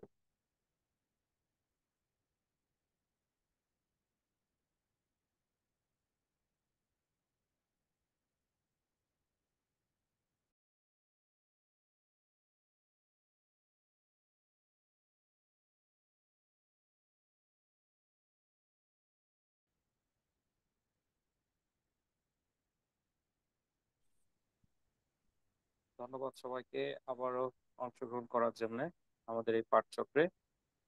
এবার অনুরোধ থাকবে স্টেলা ভ্যালির কাছে যে তার বইটা সম্পর্কে তার যে ধারণা এবং বক্তব্য শোনার পরে যে তার যে পর্যালোচনা তুলে ধরার জন্য। ধন্যবাদ সবাইকে। বইটা পড়ার পর যতটা না বুঝতে পেরেছিলাম, সবার আলোচনা শোনার পর বিষয়গুলো আরো সুন্দরভাবে বুঝতে পারছি। এখানে আহমদ ছফা বারবারই বলতে চেয়েছেন যে বৃক্ষের সাথে আমাদের যে সম্পর্কটা, তিনি যেখানেই গিয়েছেন না কেন, যেখানেই থেকেছেন, সেখানে চেষ্টা করেছেন বৃক্ষরোপণ করতে, এবং সেগুলোকে তিনি নিজ হাতে যত্ন নিতেন এবং পরিচর্যা করতেন। অর্থাৎ একটা আত্মিক সম্পর্ক তৈরি হতো বৃক্ষদের সাথে। একবার তিনি একটা আপেলের চারা সম্ভবত রোপণ করেছিলেন, এবং সেটা খুব যত্ন সহকারে বড় করতেছিলেন, এবং চারা গাছটি বেশ দ্রুতই বড় হচ্ছিল। এবং হঠাৎ কোনো একটা সময় তার কোনো এক বন্ধু বা পরিচিত কারো কাছ থেকে জানতে পারেন যে আপেল চারার নিচে হয়তো কাঁচা চুন দিলে হয়তো গাছের চারা আরো সুন্দর হবে এবং গাছটা দ্রুত বর্ধন হবে। যে কারণে তিনি বাজার থেকে চুন কিনে নিয়ে এসে গাছে দিয়েছিলেন, এবং পরবর্তীতে এটার প্রভাবটা বিরূপ পড়েছিল। কারণ চুন দেওয়ার প্রভাবে গাছের চারাটা আসলে বর্ধনশীল হওয়া অপেক্ষা মানে গাছটা কিছুটা মৃত পর্যায়ে চলে গিয়েছিল, গাছের পাতা হলুদ হয়ে যাওয়া, এই টাইপের কিছু। পরবর্তীতে তিনি এটা মনে করলেন যে এটা তো আসলে ঠিক হয় নাই। তো তিনি সিদ্ধান্ত নিলেন কিভাবে গাছের চারাটিকে আবার পুনরায় সতেজতায় ফিরে আনা যায়। যে কারণে তিনি আহ আহ, চেষ্টা করছিলেন যেভাবে হোক গাছের চারাটাকে আবার পুনরায় সজীব করে তোলার জন্য। এবং তিনি এই গাছের সাথে এতটাই আত্মিক সম্পর্কে আবদ্ধ হয়েছিলেন, তিনি যখন গাছের চারার কাছে থাকতেন তখন তিনি মনে করতেন যে গাছের চারাও বুঝি তার সাথে কথা বলছে। তিনি এটা পরীক্ষা করেছিলেন। তিনি কোনো এক সময় গাছের আহ সম্ভবত ডান পাশে বসছিলেন, তখন তিনি বুঝতে পারলেন গাছের কোনো একটা ডাল হয়তো তাকে আলতো করে ছুঁয়ে দিয়ে গেল। আবার তিনি এটা পরোক্ষভাবে ভাবতেছিলেন এটা তার ভুল কিনা, যে কারণে তিনি বারবার সরে গিয়ে বা গাছের চারার এদিকে ওদিকে বসে চেষ্টা করতেছিলেন যে আসলে গাছ কি তার সাথে কথা বলতে চাচ্ছে কিনা, বা একটা গাছও কি তার কথা বুঝতেছে কিনা। কিন্তু তিনি বারবারই দেখতেছিলেন প্রকৃতপক্ষে আপেলের গাছের চারাটি তার সাথে একটা বন্ধনে আবদ্ধ হয়েছে। তো এক্ষেত্রে আমরা বুঝতে পারি বৃক্ষ কেবলমাত্র আমাদের পরিবেশের জন্য যদি বলি যে উপকারে আসে বা কিছু, কিন্তু আমাদের যে আত্মিক বা আত্মার সাথে একটা সম্পর্ক, এই সম্পর্ক তৈরিতে বৃক্ষ অনেকাংশে ভূমিকা পালন করে থাকে। আর এখানে আরেকটা বিষয় বলা হয়েছে শিশুদের সাথে বৃক্ষের যে সম্পর্কটা। এখানে আহমদ ছফা একটা সম্ভবত 4 কাঠা জমিতে হচ্ছে সবজির আবাদ করেছিলেন, এবং সেখানে তার দুজন ভাগ্নেকে নিয়ে সাথে নিয়ে, এবং সাথে অনেকেই সাহায্য করেছিলেন, তবে ছোট 2টা বাচ্চা ছিল যারা তাকে বৃক্ষ মানে বৃক্ষ বলতে সেখানে হচ্ছে বেগুনের চারা, তারপর টমেটো, শাকসবজি এই টাইপের কিছু ছিল যেগুলো রোপণ করতে সাহায্য করেছিল এবং তার যত্ন নিত। পরবর্তীতে দেখা গেল যে গাছে যখন বেগুন গাছে যখন ফুল আসছে, তখন ওই ফুলটা আহমদ ছফা দেখতে পাননি, পেয়েছিলেন ছোট একটি বাচ্চা। এবং তিনি অবাক হয়েছিলেন এবং ভাবছিলেন যে আমি সারাক্ষণ এই জমির মানে সবজিগুলোর যত্ন নিয়ে থাকি, অথচ আমি দেখতে পেলাম না। তো এখানে যে বাচ্চারা, শিশুদের সাথে যে গাছের একটা সম্পর্ক, তারাও যে গাছকে ভালোবাসতে পারে কিংবা গাছের প্রতি একটা আকৃষ্ট অনুভব করতে পারে, এটা বুঝতে পারি। আরেকটা ব্যাপার হচ্ছে বিহঙ্গ। বিহঙ্গের ক্ষেত্রে বলতে পাখির ক্ষেত্রে যদি আমরা বলি, এখানে সম্ভবত আহমদ ছফার কে কে একজন হয়তো একটা টিয়া পাখি কিনে নিয়ে নিয়ে এসেছিলেন বাসায়, এবং টিয়া পাখিটা তাকে দিয়েছিলেন। পরবর্তীতে আহমদ ছফা যখন দেখলেন টিয়া পাখিটার 2টা ডানা সম্ভবত কেটে দেওয়া হয়েছিল, এর কারণ ছিল সম্ভবত পাখিটা উড়ে যেতে না পারে এবং তার কাছে আবদ্ধ হয়ে থাকে। তো এই ব্যাপারটা আসলে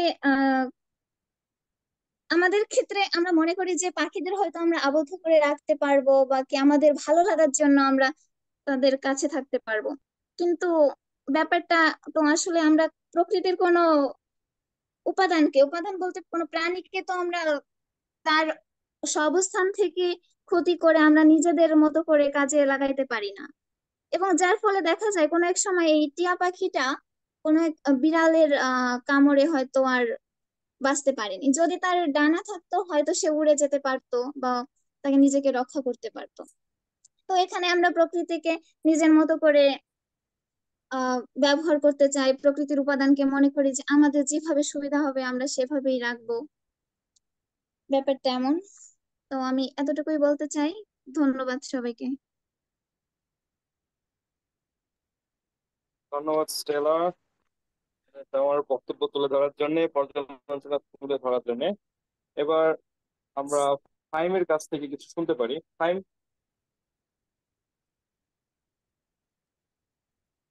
আসসালামু আলাইকুম। ওয়ালাইকুম আসসালাম। ফাহিম, তুমি তোমার ধন্যবাদ বক্তব্যগুলো। সবাইকে সুন্দর একটা আয়োজন করার জন্য। ভাই আমাকে কি শুনতে পারছেন? হ্যাঁ হ্যাঁ, শুনতে পাচ্ছি।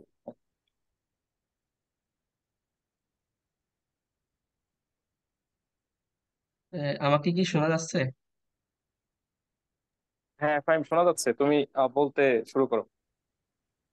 জি ভাই, আমি যদিও বইটি এখনো পড়িনি, তবে সবার আলোচনা শুনে এবং বইয়ের যে সবাই যে রিভিউটা দিল এবং প্রকৃতির প্রতি যে আমাদের যে দায়বদ্ধতা, এটা থেকে আমার বই পড়ার প্রতি যে আগ্রহটা জন্মাচ্ছে। ইনশাল্লাহ আমি চেষ্টা করবো এই বইটি পড়ার। এবং আহমদ ছফা, ওনার আমি কয়েকটা বই পড়েছি এবং ওনার লেখার ধরন এবং ওনার যে ফিলোসফি আছে এটা আমার তো মানে অনেকটা ভালো লাগে, যার কারণে বইটা পড়ার জন্য আমি আরো অনেকটা আগ্রহী। এবং সবাইকে ধন্যবাদ। জি ভাই। ধন্যবাদ ফাহিম। এখন আমাদের সাথে আহ যুক্ত রয়েছেন বিপুল দেব শর্মা। আহ, আমি অনুরোধ করব যদি দাদার কোন সময় হয় বা সুযোগ থাকে কিছু বলার, তো তার বক্তব্য তুলে ধরার জন্য। এই আমি তো শ্রোতা ছিলাম, আমাকে ডাকার কি আছে? না, আমরা সবাই মোটামুটি আমাদের পর্যালোচনা তুলে ধরছি। আপনি যদি কোনো অসুবিধা না হয় বলতে পারেন, আর না হলে আমরা মিটিং চালিয়ে যাচ্ছি। না, খুব সুন্দর আলোচনা চলছে, আমি শুনি, মানে অন্যটা শুনি, আমি একটু কাজ করছি, কন্টিনিউ করুন, চালিয়ে দিন। ধন্যবাদ আপনাকে। এবার আমাদের মোটামুটি শিক্ষার্থীদের মধ্য দিয়ে সবারই বক্তব্য শেষ। এবার আমরা অনুরোধ করব আমাদের শ্রদ্ধেয় শিক্ষক লিটন চক্রবর্তী মিঠুন স্যারকে, স্যার যদি তার মূল্যবান বক্তব্য এবং পর্যালোচনা আমাদের সামনে তুলে ধরেন। স্যার। অসংখ্য ধন্যবাদ ইমরান মিয়া। আমি জানি না যে মহামূল্যবান বক্তব্য দিতে পারবো কিনা, তবে কিছু দরকারি কথা আমার মনে হচ্ছে বলে নেওয়া ভালো। প্রথমে আমি নাহারিনকে অসংখ্য অসংখ্য ধন্যবাদ জানাই যে একটি চমৎকার ও প্রাণবন্ত আলোচনা উপহার দেওয়ার জন্য। বিশেষ করে তার এত সুন্দর বাচনভঙ্গি এবং কথার শৈলী, তার সঙ্গে বিশ্লেষণের দক্ষতা, সব মিলে আমার কাছে মনে হয়েছে যে আমরা বইটা পুনর্পাঠ করছি। যদিও আমি ইতোমধ্যে বইটা দুবার পড়েছি। একটি হচ্ছে আমার ভালো লাগার জায়গা থেকে, আর একটি হচ্ছে একাডেমিক জায়গা থেকে। কিন্তু নতুন আঙ্গিকে নতুন আলো ফেলে দেখার যে একটা কারিশমা, সেটি নাহারিন দেখাতে পেরেছে, এবং সেজন্য তাকে ধন্যবাদ। এবং একসঙ্গে ধন্যবাদ জানাই ইমরান মিয়াকে, যে চমৎকার ভাবে পুরো অনুষ্ঠানটা সঞ্চালনা করে চলেছে সে। এবং আমি মনে করি যে সে ভালো একজন উপস্থাপকও বটে। এর সঙ্গে আমি এই মুহূর্তে যারা কথা বলেছে তাদের সম্পর্কে ছোট্ট করে কিছু বলে রাখি। যেমন বিবেক গোপালগঞ্জের গাছটা নিয়ে কথা বলেছে, যে গাছটা ভাইরাল হয়েছিল, পরবর্তীতে কেটে ফেলা হয়েছে। বিবেককে ধন্যবাদ, সে সঙ্গে ইমরানকেও ধন্যবাদ, তারা দুজনেই আসলে এই বিষয়টা নিয়ে উপর আলো ফেলেছে। বিবেক একটি কথা বলেছিল যে স্যার জগদীশ চন্দ্র বসু গাছের প্রাণ আছে সেটি তিনি আবিষ্কার করেন। তো এটা সম্পর্কে আমাকে একটা ছোট্ট ক্লারিফিকেশন দিতে হবে। সেটা হচ্ছে আমরা অনেক আগে থেকে জানতাম যে গাছের প্রাণ আছে, সেটা আমরা জগদীশ চন্দ্রের জন্য অপেক্ষা করিনি। তার মানে আমি বলতে চাইছি যে সৃষ্টির অনেক আগে থেকে, সভ্যতা শুরুর পর অনেক আগে থেকেই বিভিন্ন সভ্যতার মানুষ, আমরা সবাই বুঝতে পেরেছি যে বৃক্ষ একটি সজীব সত্তা। এখন স্যার জগদীশ চন্দ্র বসু যেটা করেছেন সেটা হলো গাছের মধ্যে প্রাণস্পন্দন কিভাবে কাজ করে, প্রাণের যে স্পন্দনটা আছে সেটা কিভাবে আহ চলে, সেটা তিনি মূলত যান্ত্রিক ভাবে পরীক্ষা করে দেখিয়েছেন যে হ্যাঁ, গাছের প্রাণস্পন্দন এভাবে আসলে পর্যালোচিত হয়, প্রবাহিত হয়। অতএব আমরা যেটা বলি যে তিনি আহ গাছের প্রাণ আছে আবিষ্কার করেছেন, এটা এটা বহুল প্রচলিত মিথ্যে কথা। বরং গাছের প্রাণ আছে সবাই জানি, প্রাণটা কিভাবে কাজ করে, স্পন্দনটা কিভাবে কাজ করে, সেক্ষেত্রে আমাদের বিখ্যাত বাঙালি বিজ্ঞানী জগদীশ চন্দ্র বসুর কৃতিত্ব। এরপরে প্রেমটা খুব চমৎকার ভাবে বিশ্লেষণ করেছে সে। একটা কনফারেন্সে গিয়ে অ্যানথ্রোপোসেন্ট্রিজম ব্যাখ্যা করতে গিয়ে বা তার বিরুদ্ধে কথা বলতে গিয়ে মূলত বইটার উপমা ব্যবহার করেছে, বইটা থেকে উদ্ধৃতি দিয়েছে। এটা একটি চমৎকার কাজ, আমি তার প্রশংসা করি। এবং সে যেটা বলেছে যে তার বাড়ির আশেপাশে যেখানে সে খেলাধুলো করতো সেখানে অনেকগুলো গাছ ছিল, তার সঙ্গে মানুষের একটি আণবিক সম্পর্ক ছিল। পরবর্তীকালে সেগুলো নিশ্চিহ্ন করে দেওয়া হয়, এবং যেসব মানুষরা পরবর্তীকালে দাবদাহ বা তীব্র গরমে কষ্ট পাচ্ছে, দোষ দিচ্ছে যে মানুষ প্রকৃতি ধ্বংস করতে, কিন্তু তারা এগিয়ে আসছে না। এই যে আমাদের মধ্যে একটা ভণ্ডামি আছে, এটা যে প্রেমটা ধরতে পেরেছে এবং উল্লেখ করেছে, তার জন্য তাকে অনেক ধন্যবাদ। এরপর আসা যাক আমাদের পিকলু কুমার পালের কথা। সে বরাবরই চমৎকার ভাবে কথা বলে। সে একটি গুরুত্বপূর্ণ কথা বলেছে যেটা আমার কাছে মনে হয়েছে যে আমার বলা উচিত।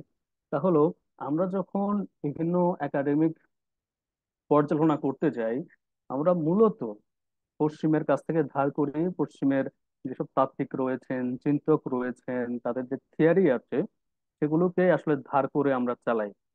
এবং আমাদের ভিতরে যেসব লেখক আছেন, চিন্তক আছেন, দার্শনিক আছেন, বিজ্ঞানী আছেন, তাদের চিন্তাগুলোকে আমরা উপেক্ষা করি। তো পিকলু বলতে চেয়েছে, পুষ্প, বৃক্ষ এবং বিহঙ্গ পুরাণ বইটির মাধ্যমে আমার সফা আমাদের কাছে এমন একজন তাত্ত্বিক হিসেবে হাজির হয়েছেন, যাকে আমরা অবশ্যই আমাদের এইসব চিন্তার ক্ষেত্রে, এই আলোচনাগুলোর ক্ষেত্রে একজন অনেক বড় স্থানীয় দার্শনিক হিসেবে নিতে পারি। পিকলুর এই দৃষ্টিভঙ্গিটি খুবই চমৎকার ছিল। এরপর রয়েছে আমাদের রবিতা তরফদার। সে প্রধানত কবিতার মানুষ, এবং তার কথাবার্তা শুনলে মনে হয় যে একটা গদ্যের মাধ্যমে সে কবিতা বলছে। সে সার্ভাইভাল অফ দ্য ফিটেস্ট এর কথা বলেছে, এবং মানুষ ও অন্যান্য প্রাণী এবং অন্যান্য প্রাণীদের মধ্যে নিজস্ব যে দাম্ভিকতা সেগুলো নিয়ে কথা বলেছে। তবে এক্ষেত্রে আমি যেটা বলবো যে যেটা সেও উল্লেখ করেছে যে আমাদের আসলে জীবনটা এরকমই, যে যেটাকে সংস্কৃতে বলে জীবস্ব জীবম, অর্থাৎ একটা জীবনের উপর আরেকটা জীবন নির্ভর করে। আমাকে বেঁচে থাকার তাগিদে অবশ্যই অন্যান্য প্রাণী এবং আহ বৃক্ষের উপর নির্ভরশীল হতে হয়। আমাকে শাকসবজি খেতে হয়, গাছ কাটতে হয়। আমি যদি মাংসাশী হয়ে থাকি সেক্ষেত্রে মাংস আমায় খেতে হয়। কিন্তু এক্ষেত্রে আমাদেরকে অবশ্যই একটা সীমারেখা টানতে হবে, যে ঠিক এইটুকু আমাদের জীবন ধারণের জন্য প্রয়োজন, এর বাইরে আমাদেরকে সীমা লঙ্ঘন করা উচিত নয়। সেটা সেও বলেছে, আমিও তাই বলছি। এবং একই সঙ্গে প্রকৃতির মধ্যে যে দান্দিকতা রয়েছে, যেমন সাপের ব্যাংকে খাচ্ছে, ব্যাং অন্যান্য পোকামাকড় খাচ্ছে, তো এটা এটা আমাদের ইকোসিস্টেমের অংশ, বাস্তু সংস্থানের অংশ। এটা চলবে চলবে, কিন্তু যখন আমরা মানুষ, আমাদের এত ক্ষমতা, যেটা ইউভাল নোয়া হারারি তার একটি বইতে বলেছেন যে brief history of human kind, এরকম একটা বইতে তিনি উল্লেখ করেছেন যে আমরা হোমো স্যাপিয়েন্স বা আধুনিক মানব, আমরা এতটাই স্মার্ট, এতটাই শক্তিশালী, এতটাই অসাধারণ যে আমরা এখন এমন ক্ষমতা অর্জন করেছি যে আমরা নিজেদেরকে ধ্বংস করে ফেলতে পারবো। অর্থাৎ এই সমস্ত পৃথিবী টিথিবী যা যা আছে সমস্ত কিছু ধ্বংস করার জন্য এতটা স্মার্টনেস আমরা অর্জন করতে পেরেছি। এটাই হচ্ছে আমাদের হোমোসেপিয়েন্স এর সবচেয়ে বড় আইরনি। তো এখন আমাদের চিন্তা ভাবনা করতে হবে যে আমরা সেটা করতে যাব কি না। কাজে আমাদেরকে আসলে চিন্তা ভাবনা করতে হবে যে আমরা এই পৃথিবীটাকে ধ্বংস করার অবস্থান থেকে আমাদের ফিরে আসতে হবে। আচ্ছা, যাই হোক, এরপরে এস্টেলা আহ, বলেছে সে একটি উদাহরণ টেনে এনেছে, বিশেষ করে আপেল গাছটার কথা। এখানে আমি একটা কথা জুড়ে দিতে চাই যে আপেল গাছটাতে চুন প্রয়োগ করার পরে কিন্তু আমার সফা কলকাতাতে একটা কনফারেন্স বা সেমিনারে অংশগ্রহণ করতে যান। যাওয়ার সময় কোনো একদিন তিনি স্বপ্নে দেখেন তার আপেল সন্তানটি ভালো নেই, এবং তিনি সেমিনারের মাঝামাঝি বা কনফারেন্সের মাঝামাঝি অবস্থায় খুব তোড় জোড় করে দ্রুত ঢাকায় এসে পৌঁছে দেখেন আসলেই তার আপেল পুত্রটি তখন মূর্ছপ্রায়। এই যে একটি গাছ তিনি লাগিয়েছেন, সেখানে চুন প্রয়োগ করে তিনি দেশের বাইরে চলে গেছেন, স্বপ্ন যুগে তিনি বুঝতে পেরেছেন যে তার বৃক্ষ সন্তানটি ভালো নেই, এবং এসে দেখেন আসলেই নেই। এটা কিন্তু কোন রকম কোইন্সিডেন্স না। আরো একটা ব্যাপার, আহ তিনি যখন আন্তর্জাতিক সম্পর্ক বিভাগে দুঃখিত আন্তর্জাতিক হলে ছিলেন ঢাকা বিশ্ববিদ্যালয়ের, তখন তিনি মূলত শাকসবজি চাষ করেছেন, যেটা সম্পর্কে বেশ কয়েকজন বলেছে। তো এই যে তিনি বেগুন গাছের চারা সহ অন্যান্য টমেটো গাছের চারা ইত্যাদি লাগিয়েছেন, এই সময় কোনো একটা দিন তার জরুরি একটি কল আসে, তিনি তার দেশের বাড়ি চট্টগ্রামে চলে যান। চট্টগ্রামে চলে গিয়ে তিনি বেশ কিছু ব্যস্ত দিন আহ কাটান। তার পারিবারিক কিছু জায়গা জমি নিয়ে কিছু ঝামেলা ছিল। হঠাৎ করে তিনি স্বপ্ন দেখতে পান তার গাছগুলো ভালো নেই। তিনি তড়ি ঘড়ি করে ফিরে এসে আসলে দেখেন তার গাছগুলো ভালো নেই। দুটো বিষয়, এগুলো কোইন্সিডেন্স হতে পারে না। আরেকটা বার তিনি যখন একদিন বসেছিলেন, গাছের ডাল তার দিকে ছুঁয়ে আসছে, তিনি বারবার দিক পরিবর্তন করছিলেন যে গাছগুলো তার কাছে চলে আসছে। এগুলো কোনোটাই কিন্তু রূপকথার গল্প নয়, এগুলো আসলে সত্য। এ বিষয়ে আমি একটু পরে আবারও বলবো। আর ফাহিমও বলেছে যে বইটা পড়ার সম্পর্কে তার আগ্রহ জন্মেছে, সে পড়বে, খুবই ভালো। এখন আমি আমার আলোচনায় একটি গুরুত্বপূর্ণ কথা যেটা বলতে চাই সেটা হচ্ছে ভারতীয় সংস্কৃতিতে একটা কথা আছে যে বসুধৈব কুটুম্বকম, অর্থাৎ পৃথিবী হচ্ছে আমার আত্মীয়, এই পৃথিবীর সবাই আমার আত্মীয়। যেটাকে আমাদের পরবর্তীকালে আমাদের যে বিখ্যাত লেখক আহ বন্দনা শিবা তিনি বলেছেন যে আর্থ ডেমোক্রেসি, যেখানে প্রত্যেকটা প্রাণী, প্রত্যেকটা প্রাণবিক সত্তা, সেটা মানুষ হতে পারে, সেটা অমানব হতে পারে, প্রত্যেকের মধ্যে একটা জীবন ধারণের আকাঙ্ক্ষা আছে, প্রত্যেকের মধ্যে বেঁচে থাকার প্রবৃত্তি আছে। সবাইকে নিয়ে কিন্তু আমাদের আত্মীয় সমাজ। অর্থাৎ একটা কুকুর আমার আত্মীয়, একটা ব্যাঙ আমার আত্মীয়, এমনকি রাসেল অফ ভাইপার সেও আমার আত্মীয়। কাজে প্রত্যেকটা প্রাণীকে বাঁচিয়ে রাখার জন্য আমাদের প্রয়াসী হতে হবে, যেটা হচ্ছে আধুনিক যে সমাজ, যেটা শিল্পায়িত সমাজ, যার কারণে যার ধারাবাহিকতায় এই মুহূর্তে আমরা অ্যানথ্রোপোসিন বা মনুষ্য শাসিত একটা যুগে বসবাস করছি।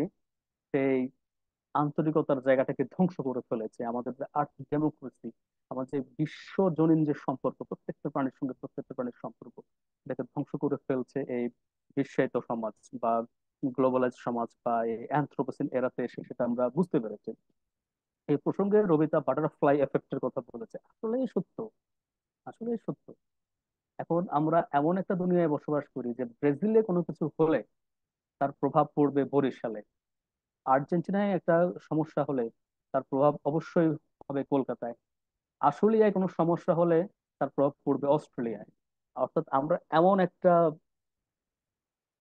যেটাকে বলে পৃথিবীতে বসবাস করি, প্রত্যেকটা জিনিস প্রত্যেকটা জিনিসের সঙ্গে সম্পর্কিত।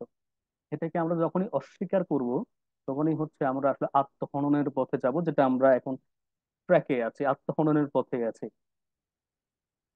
আহ এবার আসা যাক, এই যে আমার সফার তার গাছের সঙ্গে, পাখির সঙ্গে, প্রাণীর সঙ্গে, প্রত্যেকটা জিনিসের সঙ্গে তার যে একটা আন্তরিক যোগাযোগ, এবং সে খুব পরস্পরকে উপলব্ধি করা, পরস্পরের মধ্য দিয়ে নিজের সত্তাকে খুঁজে বেড়ানো, এরকম একটা ব্যাপার কিন্তু এখন মূলত বিগত 3-4 দশকে আমাদের একাডেমিক বলয়ে কিন্তু স্বীকৃতি পাচ্ছে। আমরা কিছুদিন আগে ক্রিটিক্যাল প্ল্যান স্টাডিজ নিয়ে একটা সেমিনারে অংশগ্রহণ করেছি, তাই না? ওয়েবিনারে বেশ কজন আমরা অংশগ্রহণ করেছি। তো জি স্যার। আগে আগে আমরা ধরতাম যে আহ, প্রাণীদের প্রাণ আছে, যেমন আমরা অনেকে আমাদের পোষা কুকুর, বেড়াল ইত্যাদি পালন করে থাকি, তাই না? আমরা ধরে নিই ওদের প্রাণ আছে। কিন্তু এখন এই কথাটাও চলছে একাডেমিক বলে, বিশেষ করে হিউম্যানিটিজ এর দিকেও আসছে, যে আসলে যে উদ্ভিদ, বৃক্ষলতা, তরুলতা, এদেরও আসলে প্রাণ তো আছেই। যেমন প্রাণস্পন্দনটা আমাদের বিজ্ঞানী জগদীশ চন্দ্র বসু তিনি দেখিয়ে গেছেন, তার চেয়ে বড় কথা হচ্ছে ওদের আবেগ আছে। এতদিন পর্যন্ত ধারণা ছিল আবেগ মানুষের প্রপার্টি, এটা শুধুমাত্র মানুষের সম্পত্তি, মানুষের মধ্যে আবেগ আছে। এরপর আমরা বিশ্বাস করতে তৈরি হলাম যে কিছু কিছু প্রাণীর আবেগ আছে, যেমন গরুর আবেগ আছে, কুরবানির আগে আমরা দেখি যে গরু কাঁদছে, ছাগলটা কাঁদছে, আমরা বুঝতে পারি তাদের আবেগ আছে। কুকুরের সঙ্গে আমাদের আবেগের সম্পর্ক বুঝতে পেরেছি।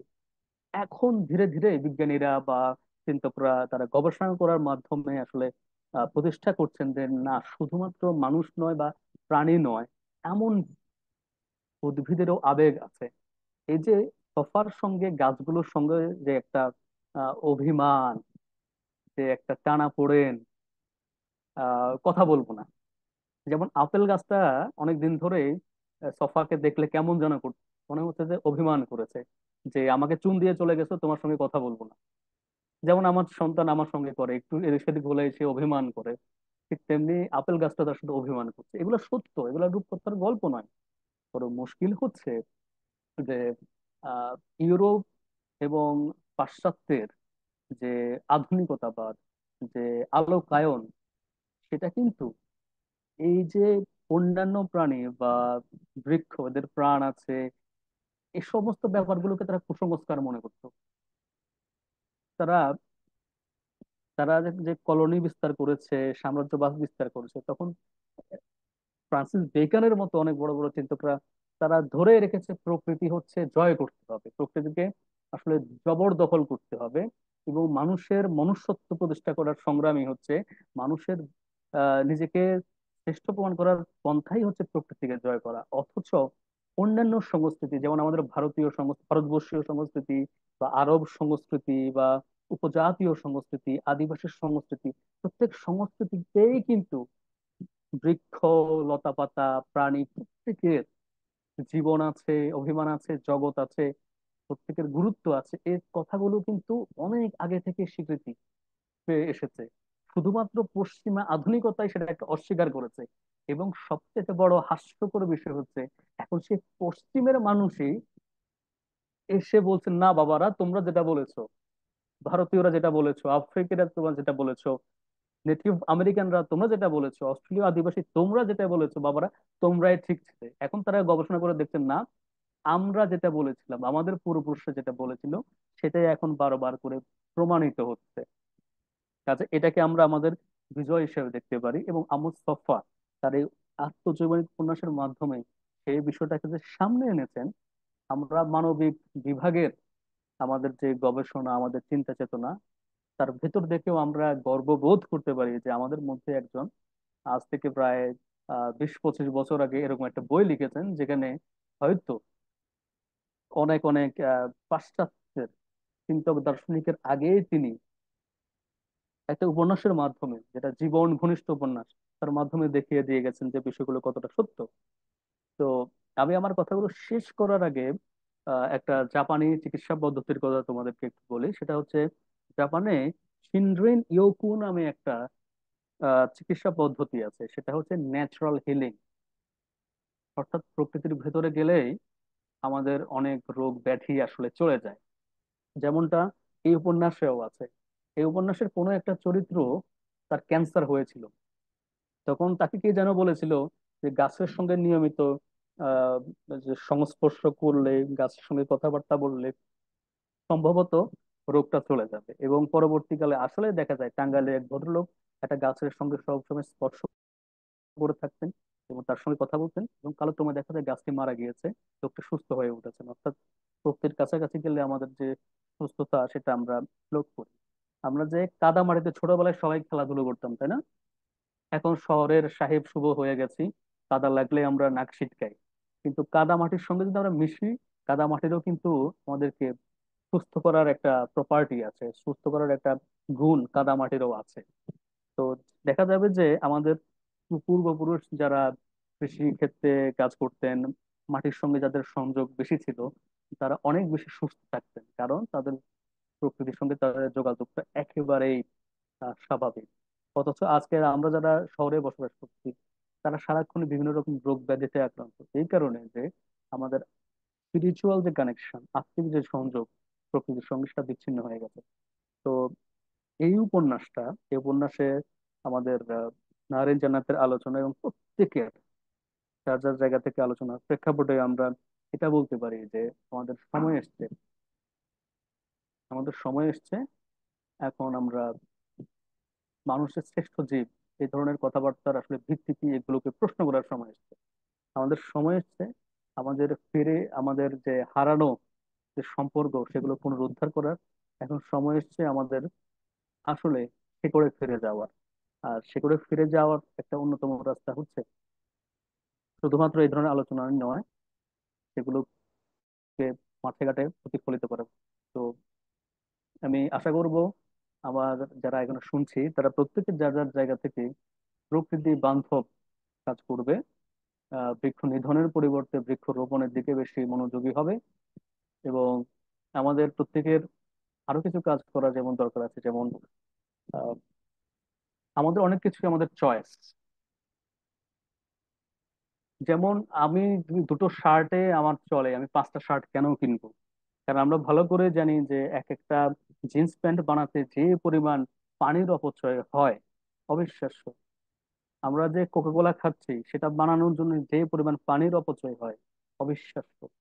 আমরা যা যাই আমরা বিভিন্ন সময় ব্যবহার করি না কেন, আমার একটা মোবাইল ফোনে চলে, আমি কেন কয়দিন পর পর এটা পাল্টে আরেকটা নেব? এগুলো করার পিছনে যে পরিমাণ প্রাকৃতিক সম্পদের অপচয় হয়, এবং এগুলো থেকে যে পরিমাণ কার্বন নিঃসৃত হয়, তা তো ভয়ানক ভাবে আমাদের পৃথিবীকে ধ্বংস করে চলেছে। তাই কাজে আমরা সবাই আমাদের ব্যক্তিগত জীবনে মিনিমালিস্ট হব, যাতে করে আমাদের দ্বারা প্রকৃতি পরিবেশ ভাবে দুঃখিত।